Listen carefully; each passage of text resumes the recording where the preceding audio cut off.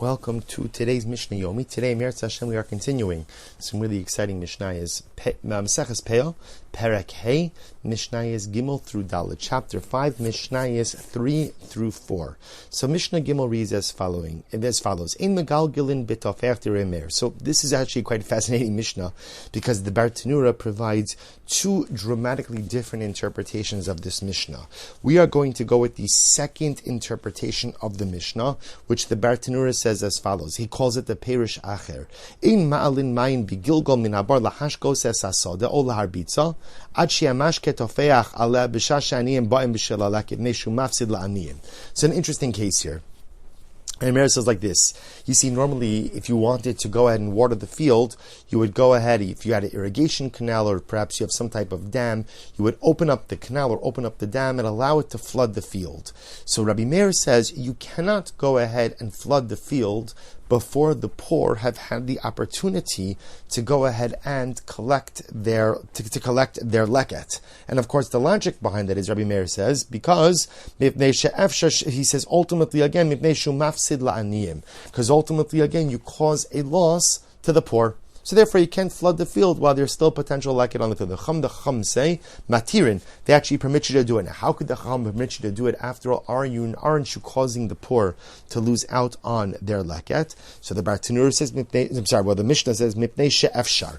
Mipnei she'efshar means because you are able to do what? So the Bartanura says, she'efshar she'asumu ha'hefsed shal'aniyim bazeh v'yitein balasadik k'fiyashuma she'ashumu alav. So this is very interesting. So halacha l'maisa, the Chum say, no.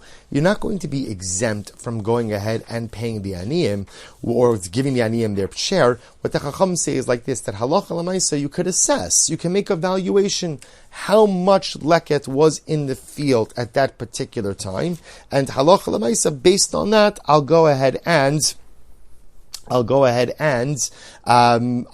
the aniyim. So we have an interesting machlokes. So Rabbi Meir says you can't flood the field because you're causing a loss to the aniyim. The Chachamim say, I understand you're causing a loss, but you can still flood the field because you'll still have to pay the leket. We'll just make a valuation, right? We'll make an assessment. How much leket do we think was potentially in the field at that time? And you'll go ahead and you'll pay that amount in leket to the poor. Fascinating machlokes. Good. That's Mishnah Gimel. Mishnah Dalet goes on, and Mishnah Dalet says as follows. Yes, there's an interesting Rambam. Okay, we'll leave this for a different time. Mishnah Dalet says as follows. Balabayis shayovim makom makom. Another fascinating Mishnah. Let's say you have a balabas. Now, in this case, the balabayis is a guy of means. He has wealth, but he's traveling. And what happens? So here's the following situation. Imagine a guy is traveling, and Baruch Hashem, he has money, but his money is at home. He runs out of money. He runs out of funds while he is traveling. So therefore, the Mishnah says, because technically speaking, he is on the road now, he has no money, he is considered to be a pauper, and therefore he is permitted to partake of any of the charitable gifts. So you could take leket, shichacha, peah, meiser, ani, right? All this. Remember again, leket, you left behind the stalk, shecha, you left behind the sheaf, peah is a corner of the field, meiser, ani is a tithe that you give to the poor. Rabbi Eliezer says, when you get home, you have to pay back the amount that you borrowed. So what's interesting about this is as follows. Rabbi Eliezer says, while you're traveling, you can go ahead and take the gifts to the poor while you're traveling, but when you get home, you have to pay it back to tzedakah. So essentially, what's happening according to Rabbi Eliezer is you could take a loan from tzedakah, but when you get back, you have to go ahead and pay it back. The Chachamim say no. Ani haisa ba'osasha. The Chachamim say something fascinating. You don't have to pay back the debt. You don't have to pay it back. Why? Because Lamaisa, at the time that you had partaken of these items, you were poor. You were legitimately poor. You legitimately were a pauper. Because you were legitimately a pauper, you are rightfully entitled to these gifts. And therefore, again, at the time you took it, because you were entitled, there is no obligation to pay back later on. It's a fascinating machlokes. So here's what everyone agrees on. Everyone agrees on is that even though this guy will come the balabas, has money at home, because he doesn't have money with him, therefore, halacha l'maisa, he is permitted to go ahead and take these gifts to the poor while he's out? The shaila is, does he have to pay it back when he gets home? Rabbi Elazar says, yes, you have to pay it back. Chacham say you don't have to pay it back. Now, how do we paskin? See, here's what's interesting. The Rambam in Hilchos Matnos Aniyim writes, Gam kasher yagia lebeso eno chayiv l'shalim. So the Rambam writes, interestingly enough, that halacha l'maisa, you don't have to pay it back. He says you don't have to pay back. The man with money does not have to pay back the money to tzedakah when he gets home. Why? So it's interesting. So the Rambam says two things. Number one, because at the time that he took the gifts, he was legitimately poor. He didn't have money. Therefore, he was entitled to it. So why doesn't he have to pay back? So the Rambam says something very interesting.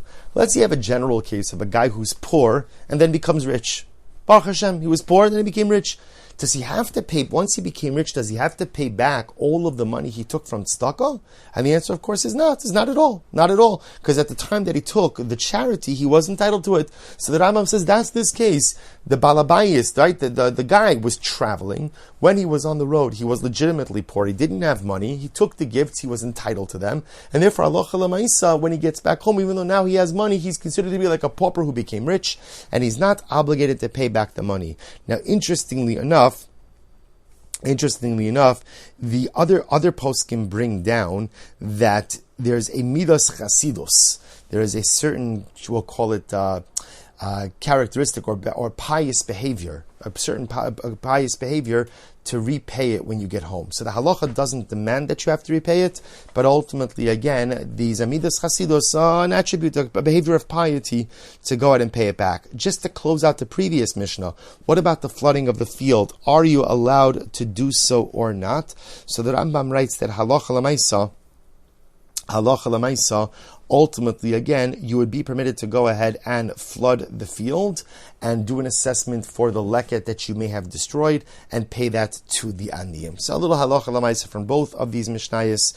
Wonderful. We'll stop here. Me'eretz Hashem. Tomorrow we continue with mishnayos Hey and Vav. Wishing everyone a wonderful day.